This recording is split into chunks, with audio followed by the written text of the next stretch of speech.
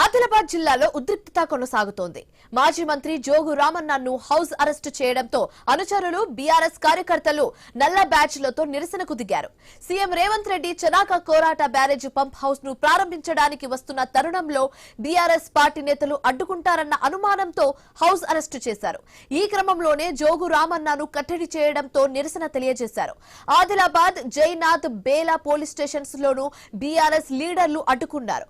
పోలీసుల తీరును బీఆర్ఎస్ నేతలు ఖండించారు.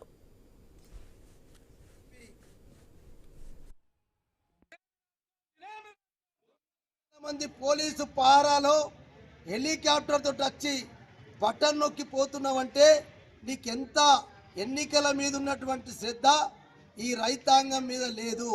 ఈ రైతులు ఆత్మహత్యలు చేసుకొని చనిపోతా ఉన్నారు. 2 రైతు బంధులు ఎగ్గొట్టినాం. ఇప్పుడు ఇంకా రైతు బంధు ఇవ్వాలని చెప్పి మేము డిమాండ్ చేస్తే అక్రమ కేసులు పెడతావు. సోయాబీన్ కొనుమని చెప్పి మరి ధర్నాలు చేస్తే అక్రమ కేసులు పెట్టి అరెస్టులు చేస్తున్నావు, కేసులు పెట్టిస్తున్నావు. ముఖ్యమంత్రి గారు ఇవాళ రైతుల కొరకు పోరాటం చేసే మరి బీఆర్ఎస్ పార్టీ నాయకులను అక్రమంగా అన్యాయంగా పోలీసులతోటి మా ఉద్యమాన్ని అణిచివేస్తామంటే ఇది అప్రజాస్వామికం.